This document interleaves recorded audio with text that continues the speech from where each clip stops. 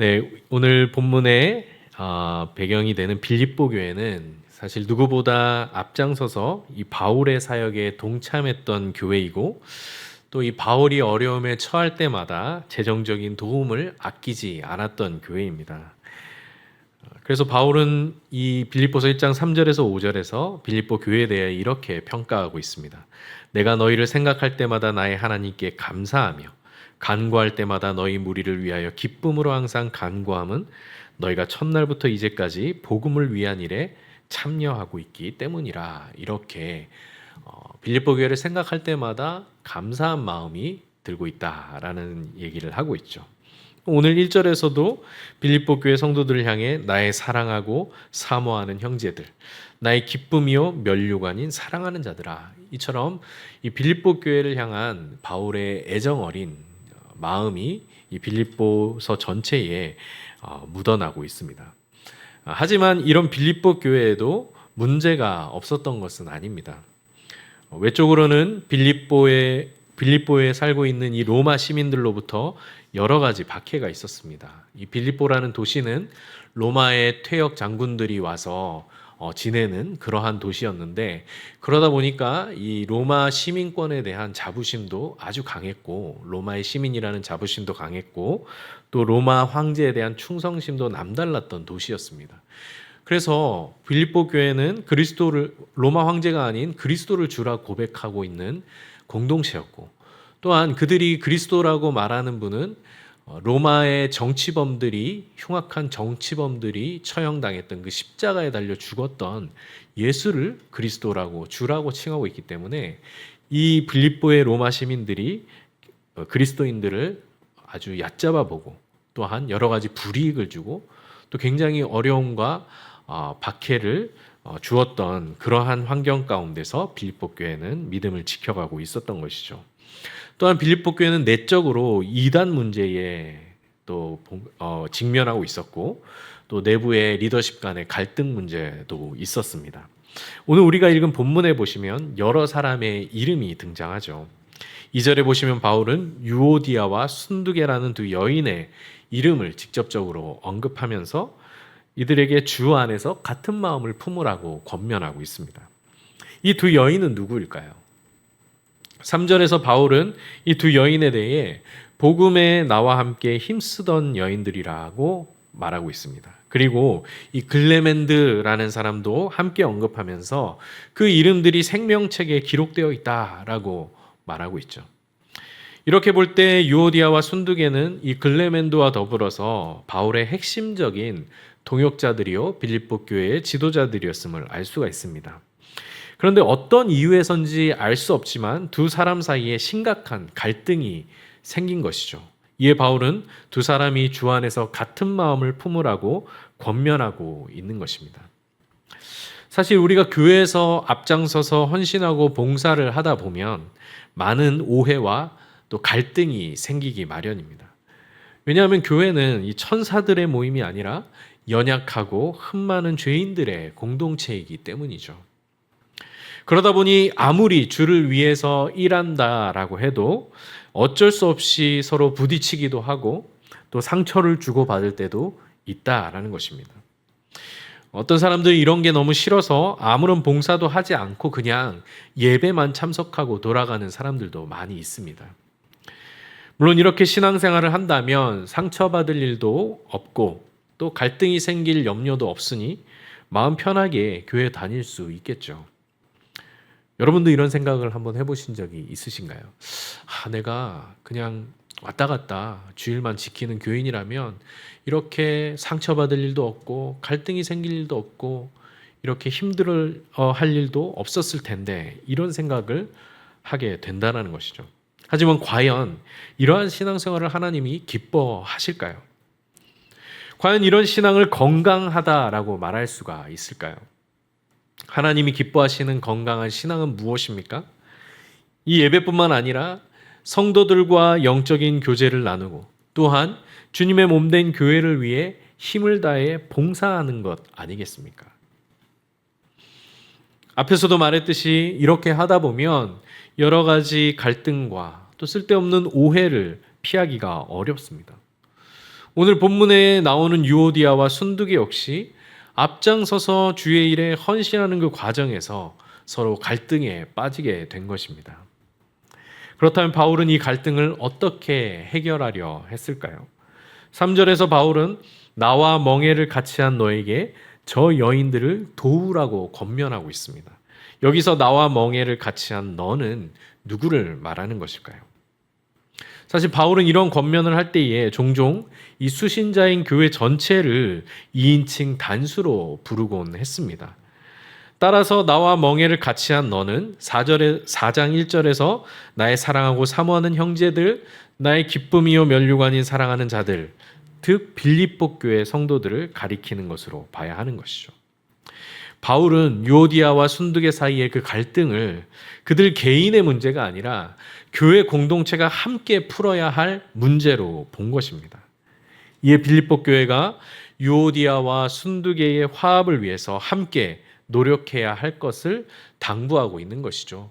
그들의 문제로 치부하고 내가 간섭하지 말아야지 이렇게 생각할 것이 아니라 우리 함께 그 문제를 아파하고 함께 그 문제를 가지고 기도하며 그 문제를 해결하기 위해 돕고 노력해야 한다는 것입니다.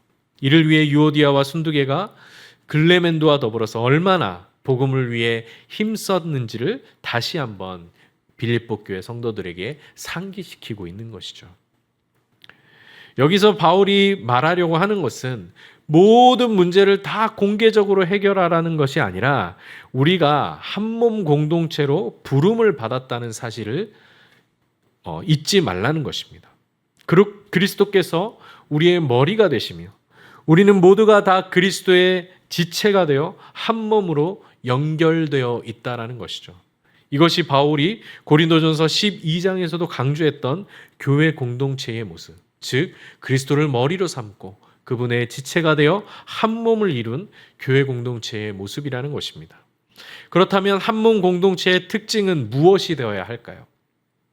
한 지체의 아픔이 몸 전체의 아픔이 되어야 하고 한 지체의 결핍이 몸 전체의 결핍이 되어야 한다는 것입니다.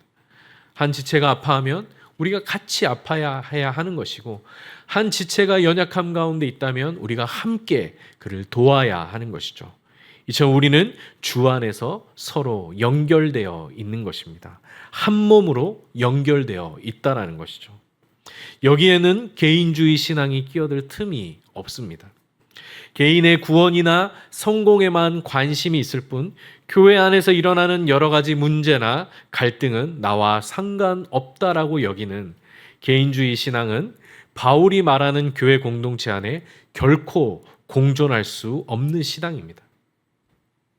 이에 바울은 유오디아와 순두계의 갈등 문제도 개인의 문제로 치부할 것이 아니라 교회 공동체가 함께 두 사람의 화합을 위해 노력하고 기도할 것을 권면하고 있는 것입니다.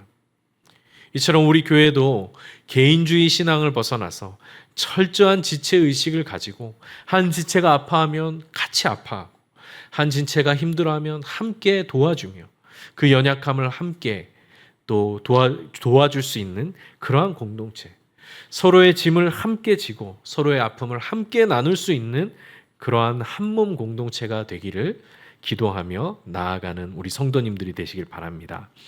다음 단락인 4절에서 7절에 걸쳐 바울은 기쁨과 관용 그리고 기도에 대한 권면을 이어가고 있습니다. 이 세 가지 권면은 어떻게 보면 매우 느슨하게 연결되어 있는 것처럼 보이지만 바울은 여기서 당시 빌립보 교회가 처해 있는 어려운 상황들을 염두에 두고 이 세 가지 권면을 말하고 있는 것입니다. 아까도 말씀드렸듯이 당시 빌립보 교회는 여러 종류의 박해에 직면해 있었고 또 설상가상으로 바울이 옥에 갇힌 이 상황에서 깊은 절망과 근심에 빠져 있었습니다. 이 빌립보서는 바울이 옥중에서 쓴 옥중 서신입니다. 심지어 바울은 자신의 목숨까지도 자신이 죽을 수 있는 상황까지도 이 빌립보서에서 기록하고 있는 것이죠. 이렇게 바울의 이 위험한 상황에 대해서 빌립보 교회 성도들은 절망과 근심에 빠져 있었던 것입니다. 심지어 교회 안에서도 유오디아와 순두계의 갈등과 같은 리더십의 갈등과 또 아까도 말씀드렸던 이단의 공격에 어려움을 겪고 있었습니다.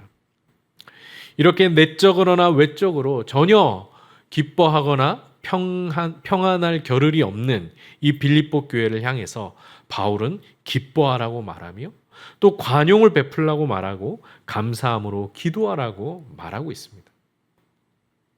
마치 평안한 교회가 해야 할 것 같은 이러한 상황들, 이러한 권면들을 아주 힘들고 어려운 상황 가운데 처해 있는 이 빌립보 교회를 향해 바울이 권면하고 있는 것이죠. 4절에 보시면 주 안에서 항상 기뻐하라 라고 말한 뒤에 다시 말하노니 기뻐하라고 거듭 기뻐할 것을 강조하고 있습니다. 물론 이 기쁨은 우리 감정에 좌우되는 기쁨은 아닐 것입니다. 그럴 것이었다면 지금 빌립보 교회는 누구보다 기뻐할 수 없는 상황인 것이죠. 지금 바울이 빌립보 교회 성도들에게 요구하고 있는 기쁨은 복음에 근거한 궁극적인 기쁨을 말하고 있는 것입니다. 그것은 바로 구원의 기쁨을 말하는 것이죠. 제 아무리 강력한 박해와 어려움이 있다 할지라도 우리 안에 있는 이 구원의 기쁨은 빼앗아갈 수 없기 때문입니다. 시편 4편 7절에서 시인은 자신이 가진 기쁨에 대해 이렇게 노래합니다. 주께서 내 마음에 두신 기쁨은 그들의 곡식과 새 포도주가 풍성할 때보다 더하니이다 라고 고백합니다. 주께서 우리 마음에 주시는 그 기쁨은 물질의 풍요나 세상 사람들의 성공을 뛰어넘는, 세상 사람들이 성공할 때 기뻐하는 그런 감정적인 기쁨을 뛰어넘는 궁극적이고 영원한 기쁨이라는 고백입니다. 하박국 선지자도 하박국 3장 17절 18절에서 그가 가진 궁극적인 기쁨에 대해 이렇게 노래하고 있습니다. 비록 무화과 나무가 무성하지 못하며 포도나무에 열매가 없으며 감람나무에 소출이 없으며 밭에 먹을 것이 없으며 우리의 양이 없으며 외양간에 소가 없을지라도 나는 여호와로 말미암아 즐거워하며 나의 구원의 하나님으로 말미암아 기뻐하리로다. 이렇게 고백하고 있습니다. 하나님이 우리에게 베푸시는 그 구원의 기쁨은 나에게 닥치는 어떤 현실이나 상황에도 흔들리지 않는 영원한 기쁨인 것을 믿으시기 바랍니다. 바울은 빌립보 교회가 이러한 기쁨을 붙잡아야 한다라고 말하고 있으며 지금 우리도 어떠한 어려운 상황이라도 또 어떠한 현실이라도 흔들 수 없는 이 궁극적이고 영원한 구원의 기쁨을 붙잡아야 한다라는 것입니다. 이어서 바울은 5절에서 너희 관용을 모든 사람에게 알게 하라라고 말하고 있습니다. 물론 관용은 말로 알리는 것이 아니라 모든 사람에게 그 관용을 베푸는 것으로 알게 하는 것입니다. 지금 누군가에게 관용을 베풀 만한 여유가 없어 보이는 그 빌립보 교회를 향해 바울은 모든 사람에게 너희의 관용을 알게 하라고 말하고 있습니다. 그런데 모든 사람에게 이 관용을 베풀어야 하는 이유가 무엇입니까? 바로 주께서 가까우시기 때문입니다. 이는 주께서 다시 오실 때에 우리가 용서받기 위한 것입니다. 예수님께서 가르쳐 주시는 주기도문에서도 우리가 우리에게 죄 지은 자를 사하여 준 것 같이 우리 죄를 사하여 주셨고 라고 말하고 있습니다. 이것은 마지막 때에 우리가 용서받는 기준이 다른 사람에게 용서를 베푼 것이 될 것임을 분명히 보여주는 말씀인 것입니다. 다른 사람을 용서하지 않으면서 어떻게 마지막 때의 심판의 날에 용서받기를 원하냐는 것이죠. 이와 관련하여서 예수님은 마태복음 18장 21절 이하에 용서할 줄 모르는 종에 관한 비유를 말씀하신 바 있습니다. 어떤 임금에게 무려 10,000달란트의 빚을 탕감받은 종이 있는 것이죠. 근데 이 빚을 탕감받은 종이 도리어 돌아와서는 자기에게 고작 100데나리온 빚을 진 친구를 용서하지 못하고 그 친구를 옥에 가둬버립니다. 자신이 탕감받은 빚 10,000달란트에 비하여 아주 작은 금액에 불과한 그 100데나리온 빚을 갚도록 그 친구를 옥에 가두어 버린 것이죠. 이 사실을 알게 된 임금이 이 종을 불러다가 혼을 내고 그를 옥에 가둬버립니다. 이 비유를 마치시며 예수님은 마태복음 18장 35절에서 이렇게 말씀하십니다. 너희가 각각 마음으로부터 형제를 용서하지 아니하면 나의 하늘 아버지께서도 너희에게 이와 같이 하시리라. 이렇게 말씀하시죠. 예수님을 믿는다고 하면서 용서할 줄 모른다면 그는 진정한 그리스도인이라고 말할 수 없다라는 것입니다. 왜냐하면 우리가 너무나 큰 용서를 받은 자들이기 때문입니다. 10,000달란트 빚을 탕감받은 종처럼 우리는 감히 헤아릴 수 없을 정도로 우리의 능으로는 도저히 갚을 수 없을 만큼 큰 용서를 받은 자들이기 때문입니다. 그러므로 우리는 이 은혜에 힘입어서 원수까지도 용서할 수 있게 되는 것이죠. 우리가 누군가를 용서하지 못할 때에 우리가 하나님으로부터 어떠한 용서와 관용을 또 어떠한 은혜를 받은 자인지를 기억해야 하는 것입니다. 이어서 바울은 기도에 대한 권면을 이어가고 있습니다. 무엇보다 바울이 말하는 기도의 유익은 우리의 염려와 근심을 하나님의 평강으로 바꾸어 준다라는 데 있습니다. 바울은 여러 가지 문제로 염려와 근심에 빠진 그 빌립보 교회를 향하여서 너희는 아무것도 염려하지 말고 다만 모든 일에 기도와 간구로 너희 구할 것을 감사함으로 하나님께 아뢰라고 말하고 있습니다. 여러분 기도하실 때 감사함으로 아뢰고 계십니까? 아니면 염려함으로 아뢰고 계십니까? 내가 이렇게 기도하는데 하나님이 들어주시지 않으면 어떡하지? 내가 이렇게 기도해봤자 또 하나님께서 거절하시면 아무 소용 없겠구나 라는 그러한 염려와 불신앙으로 기도하고 있지는 않습니까? 야고보서 1장 6절에서 8절에는 믿음 없는 기도에 대해 이렇게 경고합니다. 오직 믿음으로 구하고 조금도 의심하지 말라. 의심하는 자는 마치 바람에 밀려 요동하는 바다 물결 같으니 이런 사람은 무엇이든지 주께 얻기를 생각하지 말라. 두 마음을 품어 모든 일에 정함이 없는 자로다. 이렇게 말하고 있습니다. 우리가 하나님께 기도하면서 의심하지 않고 도리어 감사로 구할 수 있는 근거는 바로 하나님께서 이미 우리에게 있어야 할 것을 알고 계신다는 사실 때문입니다. 오늘 본문 7절에서도 바울은 우리가 기도할 때에 모든 지각에 뛰어난 하나님의 평강이 그리스도 예수 안에서 우리의 마음과 생각을 지키신다라고 말하고 있습니다. 하나님은 모든 지각에 뛰어나신 분이십니다. 따라서 우리에게 있어야 할 것, 우리의 필요를 누구보다 잘 아시는 분이십니다. 우리가 기도의 자리로 나아가기 전부터 이미 우리의 모든 필요와 우리에게 있어야 할 것을 알고 계시는 아버지, 하늘 아버지라는 사실이죠. 이렇게 우리의 모든 필요를 아시는 하나님께서 우리의 기도를 원하십니다. 비록 우리의 모든 필요를 아시지만 우리가 그것을 믿음으로 구하기를 원하시는 것이죠. 그렇게 우리가 기도와 간구의 자리로 나아갈 때에 하나님께서 당신의 평강으로 우리의 마음과 생각을 지키신다라는 것입니다. 그러므로 기도의 자리는 염려와 근심의 자리가 아니라 평강의 자리라는 것을, 하나님의 평강을 누리는 자리라는 것을 기억해야 하는 것입니다. 왜죠? 하나님께서 우리에게 있어야 할 것을 아시기 때문이죠. 이처럼 믿음으로 구하는 자에게 부어주시는 하나님의 평강을 맛보는 우리 성도님들이 되시길 바라겠습니다. 8절에서 9절에서는 바울은 끝으로 최종적인 권면을 빌립보 교회 성도들에게 전하고 있습니다.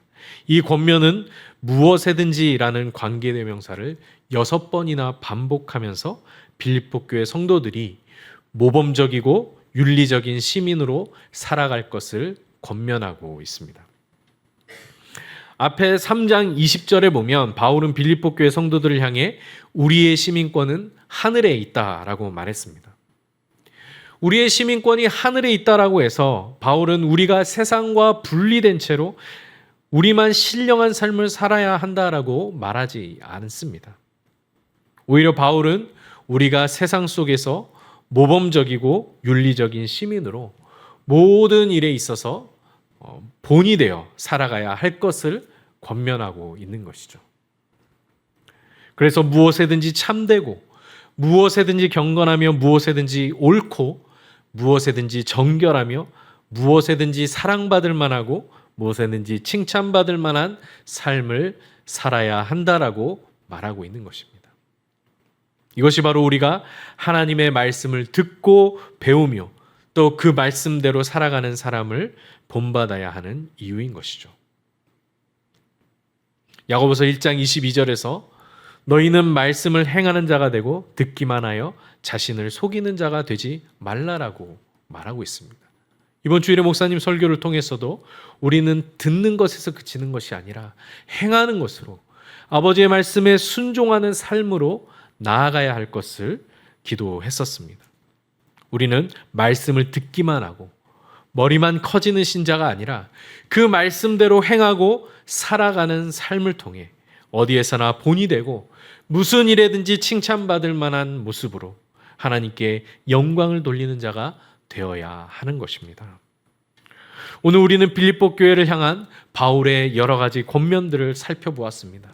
우리는 한 몸 공동체로서 서로의 짐을 나누어지고 서로의 아픔을 함께 아파하며 서로의 문제를 함께 해결해 나가야 하는 한 몸 공동체라는 사실, 그리고 어렵고 힘든 상황 가운데서도 기쁨과 관용과 기도를 통하여서 하나님께 영광을 돌리는 삶을 살아야 한다는 것, 또한 하나님의 말씀을 듣는 것에서 그치지 않고 그 말씀에 순종함을 통하여서 본이 되고 모든 일에 칭찬받을 만한 삶을 살아감으로써 하나님께 영광을 돌려야 한다라는 이 권면들을 우리가 살펴보았습니다. 바울은 이 권면들을 통해 빌립보 교회가 여러 갈등과 어려움 앞에서도 흔들리지 않고 주 안에서 굳게 서기를 바랬습니다. 우리도 오늘 바울의 이 권면들을 마음에 새김으로써 교회를 위협하고 흔드는 어떠한 문제들 앞에서도 흔들림 없이 굳게 서서 하나님의 평강과 기쁨을 누리며 사시는 우리 성도님들이 되시길 바라겠습니다.